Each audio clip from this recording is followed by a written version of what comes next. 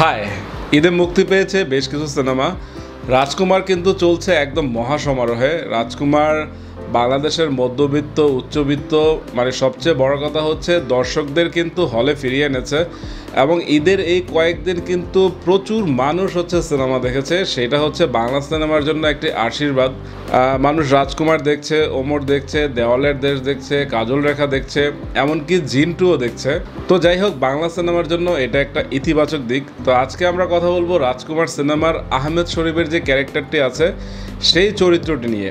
বহু বছর না, মানে ছোটবেলা থেকেই কিন্তু আহমেদ শরীফের অভিনয় দেখে আমরা বড় হয়েছি। যারা আমরা 90s আছি তারা কিন্তু আহমেদ শরীফ, রাজীব, হুমায়ুন ফরিদি মানে তাদের হচ্ছে ভিলেনগিরি দেখে কিন্তু আমরা বড় হয়েছি। তো এই আহমেদ শরীফকে বহু বছর পর হচ্ছে রাজকুমার সিনেমাতে দেখেছি এবং বলতে কোনো দ্বিধা নেই যে রাজকুমার সিনেমাতে আহমেদ শরীফ কিন্তু ভালো একটি জায়গা দখল করেছে এবং তার চরিত্রটি কিন্তু দর্শক বহুদিন মনে রাখবে।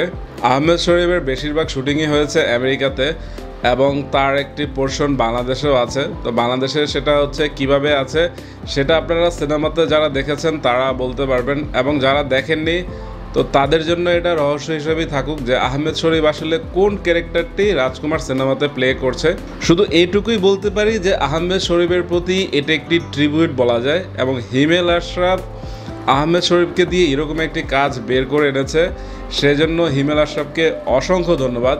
কারণ হচ্ছে এই প্রজন্ম কিন্তু আহমেদ শরীফকে ভুলতেই বসেছিল।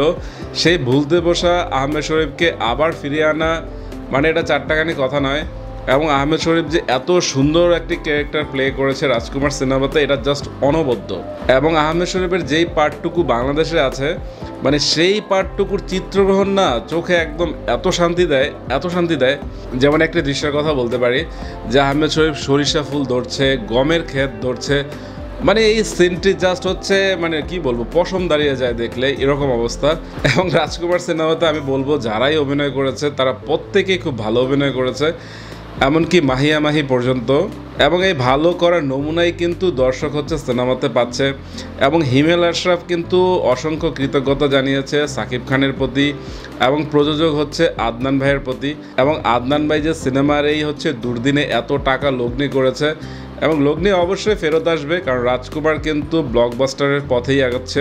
যাই হোক, আমিও কিন্তু বহু বছর বাংলা সিনেমা দেখিনি। তো হাওয়া সিনেমা দিয়ে বলা যায় যে আমি আবার সিনেমাতে ব্যাক করেছিলাম এবং হাওয়া সিনেমা চঞ্চল চৌধুরীর অভিনয় বলেন, রাজের অভিনয় বলেন এবং হচ্ছে তুষির অভিনয় বলেন, মানে সবাই এত দুর্দান্ত কাজ করেছিল।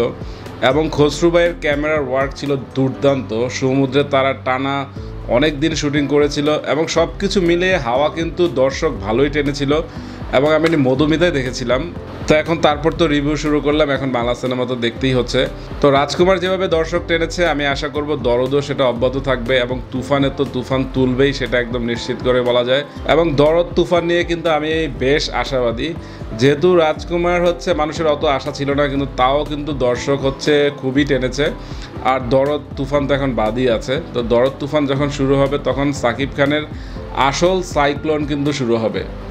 তো যাই হোক, আমি বলতে চাই যে বাংলা সিনেমা জমে উঠেছে, আপনারা বাংলা সিনেমার পাশে থাকুন। সবাইকে ধন্যবাদ।